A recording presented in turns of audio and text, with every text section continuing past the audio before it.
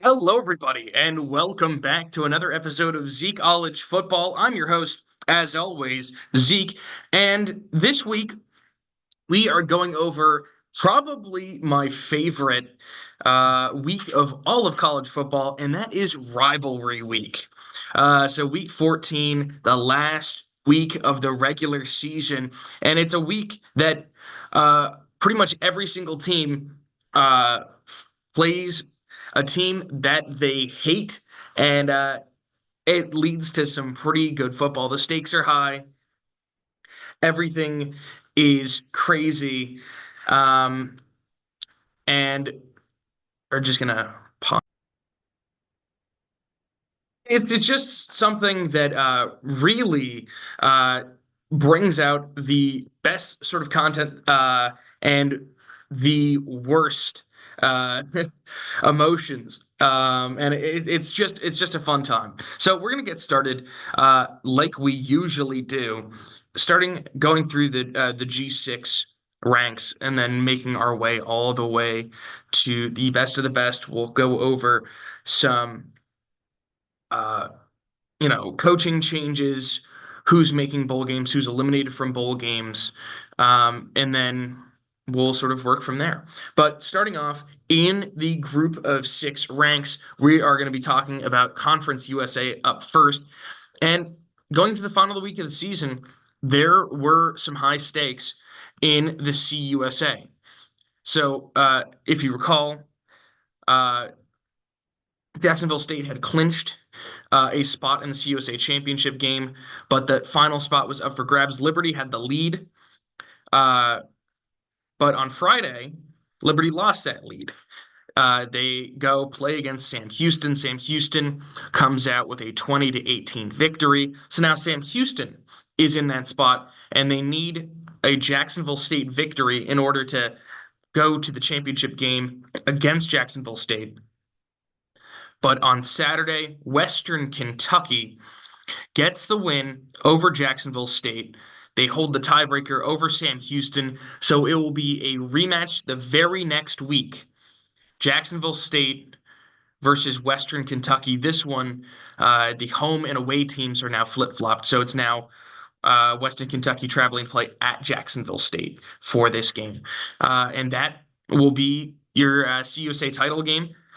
Disappointing rest of the season for other teams in the CUSA. Florida International gets a win that pushes them to 4-8 for the third year in a row.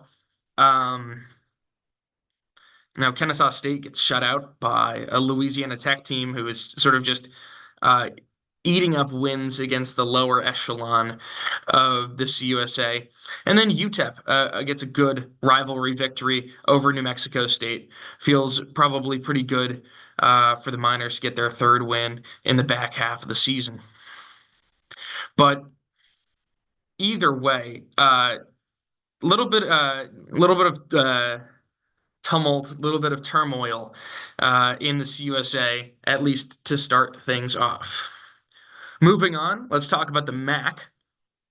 Uh, and I just want to give a quick shout out to Akron. The Akron Zips, they got a upset victory over Toledo on Tuesday. Game went to overtime, and Akron won it in overtime with a sack. But honestly, a game shouldn't have even gone to overtime. Three missed field goals by Toledo were the difference, including a field goal miss um, in the final seconds of the game from short yardage. So, really, no reason for it to go to overtime, but a good overtime victory for Akron. But the title game was really up for grabs on Friday. Uh, we had Ohio. They were in a win and in situation. So if they won against Ball State, they would make it, and they cruised to an easy victory, 42-21 there. So Ohio clinches their berth, and they would play the winner of Miami, Ohio at Bowling Green, and the Redhawks of Miami, Ohio take down the Bowling Green Falcons 28-12. Uh, Miami, Ohio, earns a bid to the MAC title game.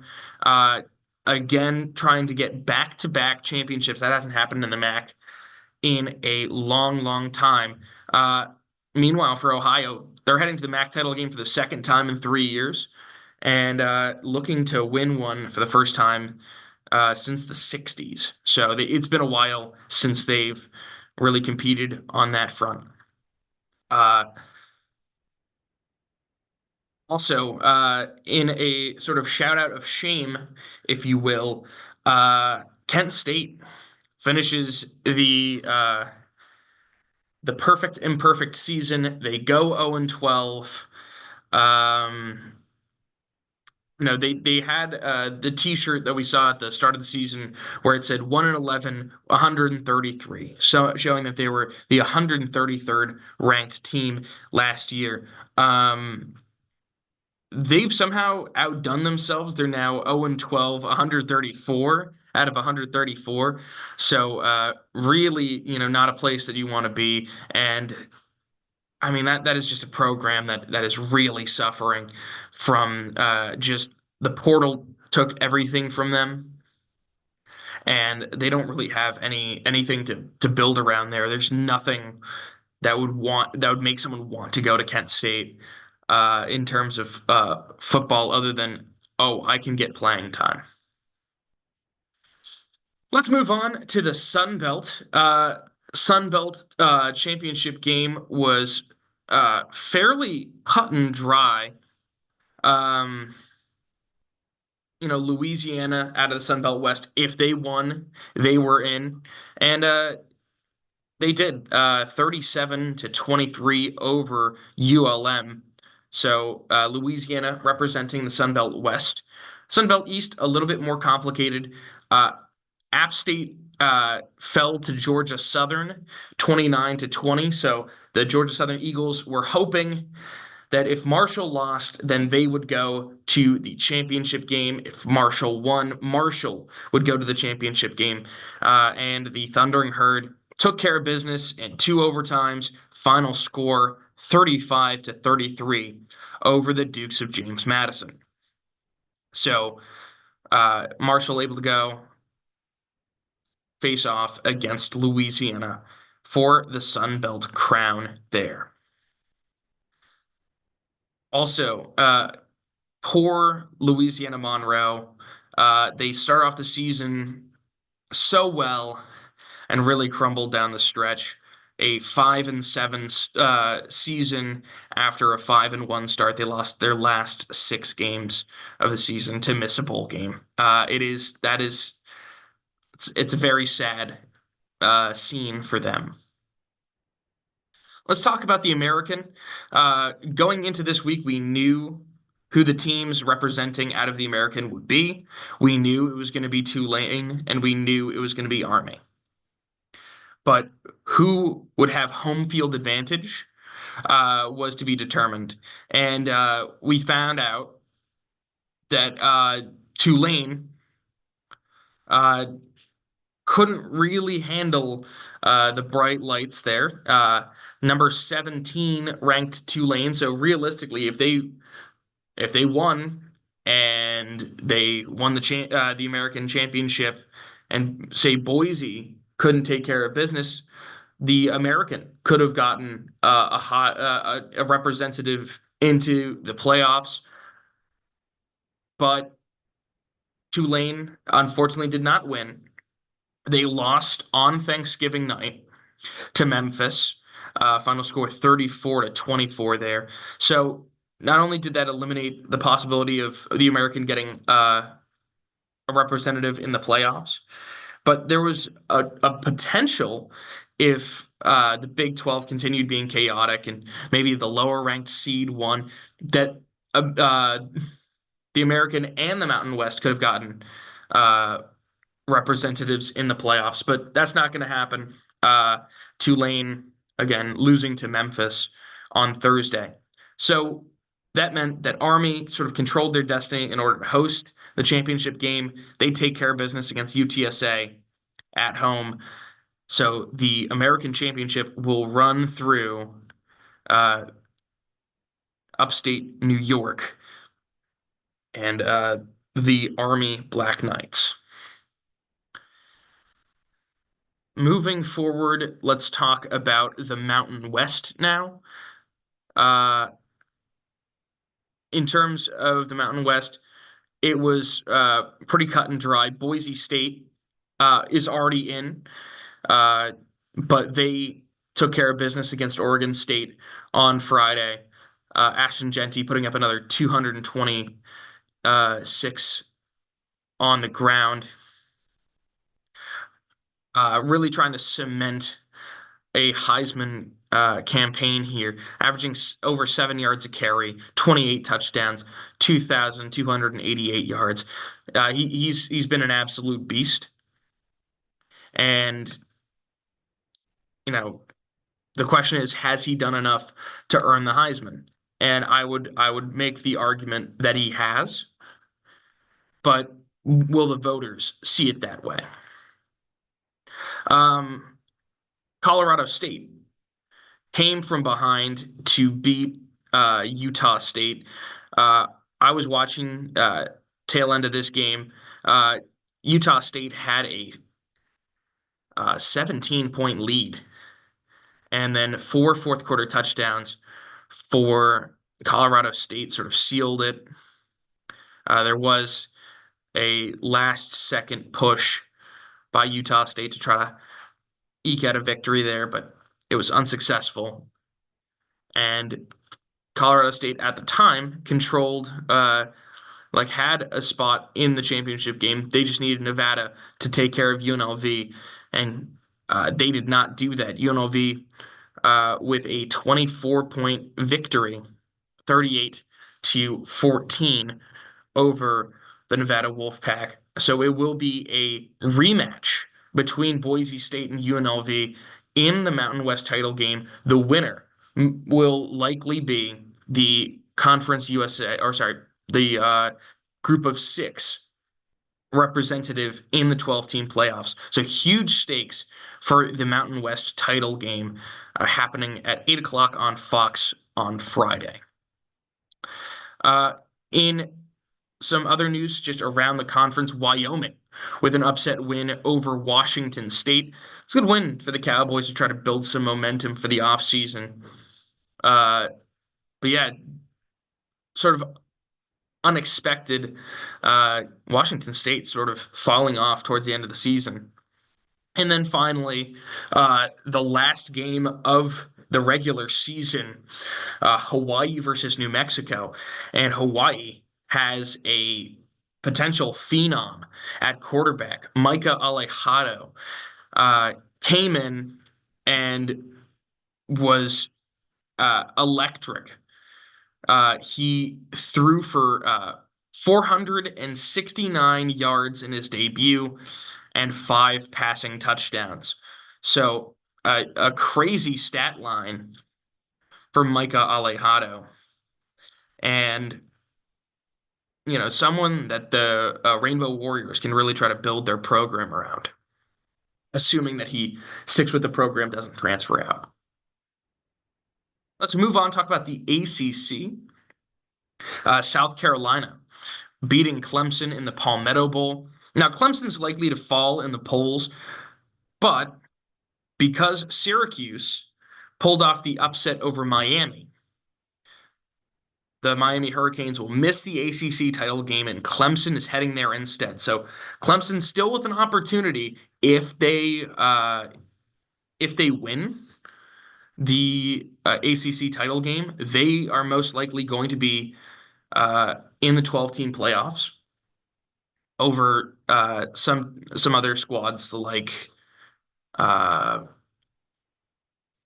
American, out of maybe not out of the Mountain West. It's possible that they'll be the 12 seed, but then we'll have to wait and see what the seeding actually looks like. Again, I'm recording this on Tuesday, before we actually get a chance to see what the committee thinks in the newest CFP rankings. I will actually have a video out once those rankings come out, sort of reacting to that and talking about the transfer portal. That one might come out a little bit later. It might be on Thursday or something like that. Either way, uh,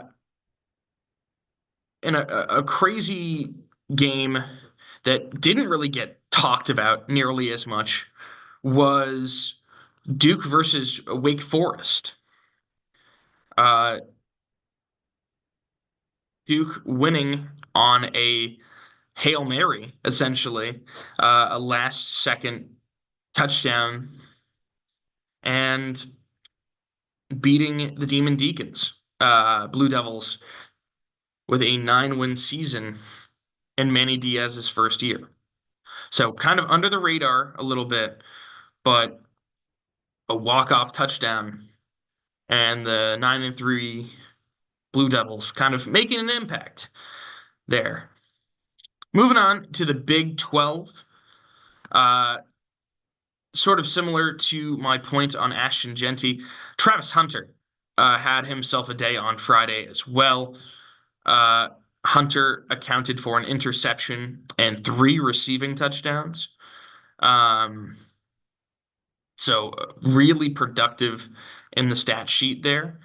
116 receiving yards as well.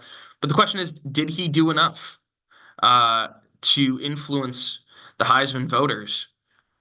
Genty will have another chance to show off in the conference title game. The Colorado Buffaloes will not. So, is it going to be a recency bias sort of thing? Did Travis Hunter do enough to win the Heisman here? Now, for the Big 12 title game, we had Iowa State beating Kansas State in Farmageddon. So the Cyclones punched their ticket to the Big 12 title game. Arizona State beat Arizona, so they're heading to the title game as well. BYU and Colorado uh, on the cutting room floor based on tiebreakers, despite their wins. And then finally, Baylor, team that I haven't really talked a lot about this season, but the Baylor Bears finished their season on a strong note. They won their last 6 games, and this last week of the season means that they took down the Kansas Jayhawks. So Kansas, after upsetting 3 ranked teams in a row, unable to go to a bowl game. They finished the season 5-7. Let's move on, talk about the Big Ten. And really, the story of the day was the game. Michigan beating Ohio State in Columbus. What did I tell you guys? Throw out the records in a rivalry football game. The records don't matter. It's who wants it more. And in this case, Michigan wanted it more.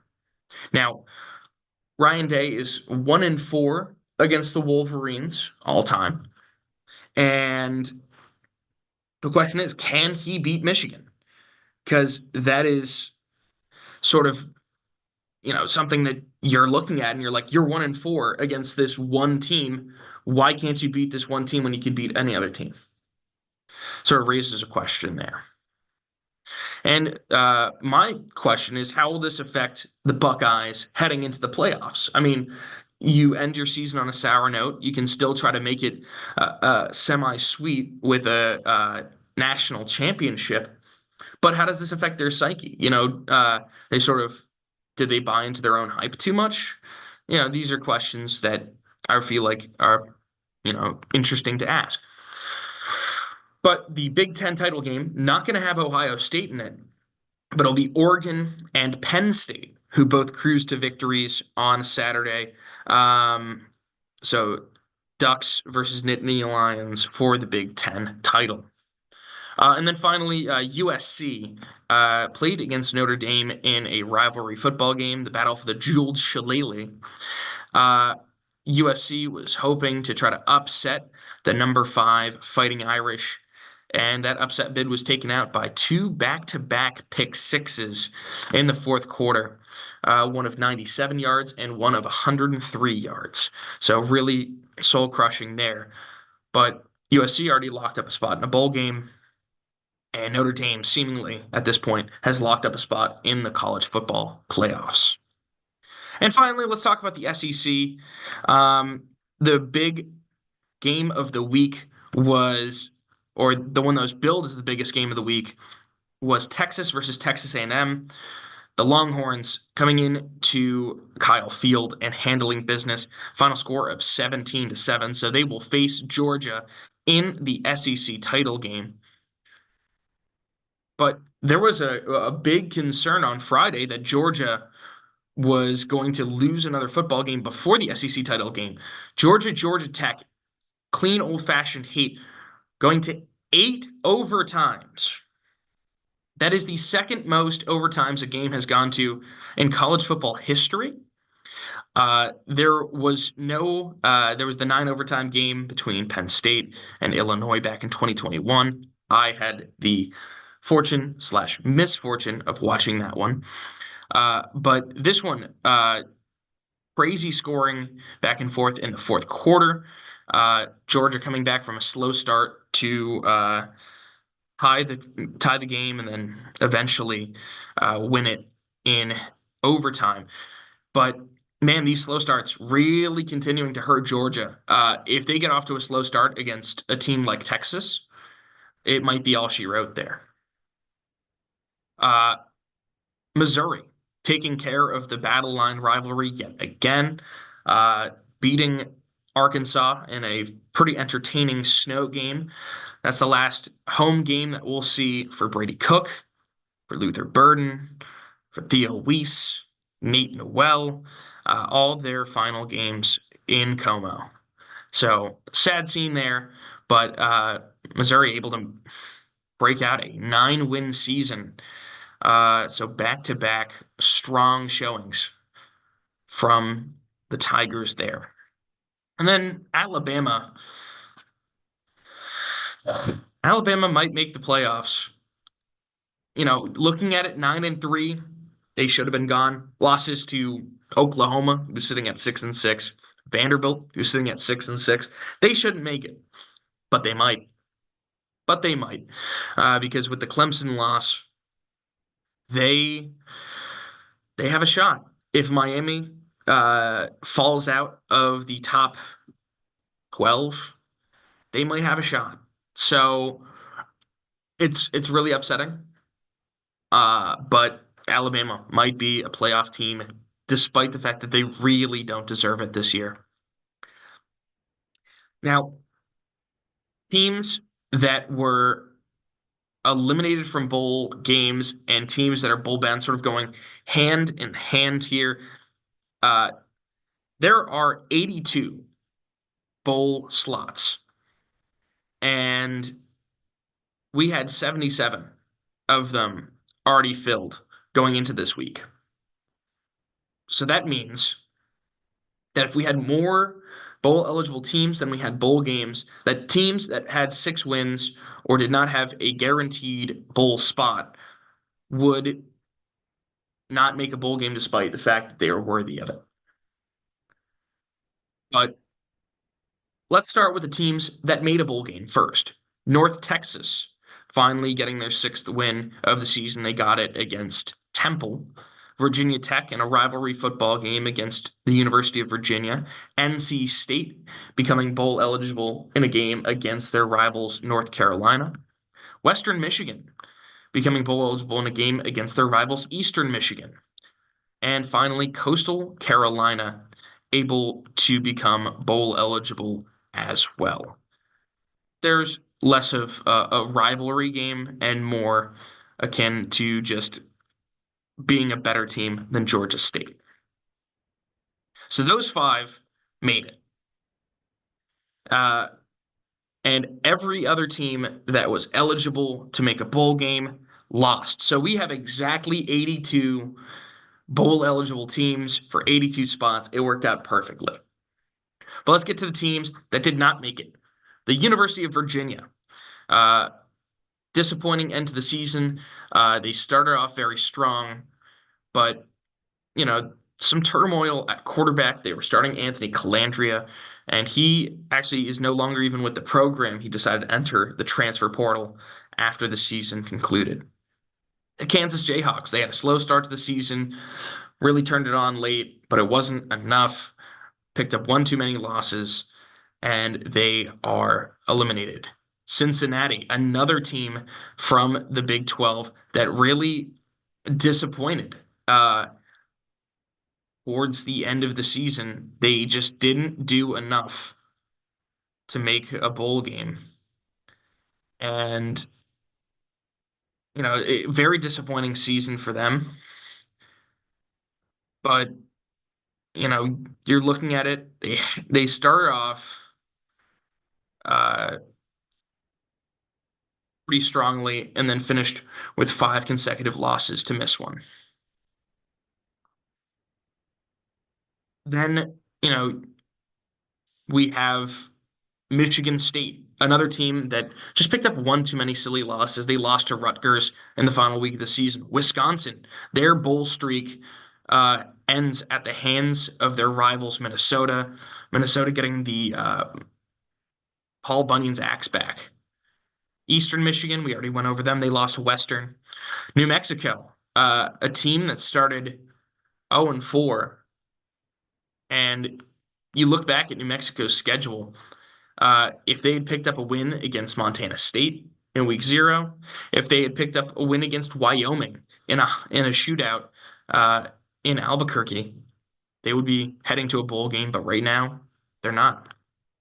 Oregon State, another team. If they had just won what was seemingly a very winnable game against Air Force, they would be making a bowl game right now. But they are not. They do have people to build around for the future. Auburn.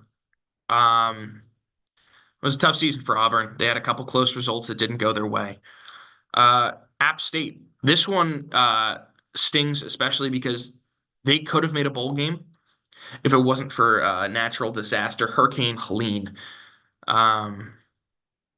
took out their chances. They finished the season 5-6 because of a game that got canceled. And then finally, ULM, we went over them. 6 consecutive losses to miss a bowl game to end the season. And let's move on to the coaching changes. So first things first, a couple coaches were fired. Neil Brown fired from West Virginia after a 6-6 season. People thought he was going to have a bit of a breakout season this year, and that just did not come to fruition. Too many injuries and just really sputtering down the stretch. Ryan Walters over at Purdue was also fired. A disastrous season for the Boilermakers, going 1-11 and winless in the FBS. Their sole win coming over an FCS team. They just look lifeless. There was a stat where if Purdue was given a 34-point head start for all of their games, they would still be 6-6. So just getting blown out by team after team. Mike McIntyre fired from FIU. He was he was a coach that really just didn't have any improvement. 4-8 in his first year, 4-8 in his second year, 4-8 in his third year. Just you want to see some sort of development there, some sort of improvement, and it just didn't happen. And then finally, Sean Clark over at App State just didn't meet the expectations that App State holds for themselves. They just did not look like the same team that they were last year, and they really looked lifeless for most of the season. So disappointing season for the Mountaineers to miss a bowl game for the second time in a few years. And that program sort of expects better. And then a couple coaching changes to note. Gus Malzahn leaving the head coaching post at UCF. He's going to be the new offensive coordinator at Florida State. that's a big deal. Just because, whenever you see someone leaving the head coaching ranks to be a coordinator at a different school, it really just shows the sort of difference between those two schools and how they're viewed. And these are two schools within the same state. So really a low blow, if you will, to UCF, sort of saying that, you're a lower rung, you're a lower echelon than Florida State is. Casey Keeler, leaving Sam Houston for the head coaching job at Temple. Casey Keeler was with Sam Houston throughout their transition from FCS to FBS, and now moving up to the American Conference. And then finally, Kennesaw State hired their new head coach, and it's going to be Jerry Mack, who is the current running back coach for the Jacksonville Jaguars. So, new man in town for the Owls. That will do it for the Week 14 recap. So stay tuned for more information on the transfer portal. I'll be making a video on that coming out shortly, as well as some more information on who I think is going to win some of the conference championship games, stuff like that as well. But I will see you all in the next video.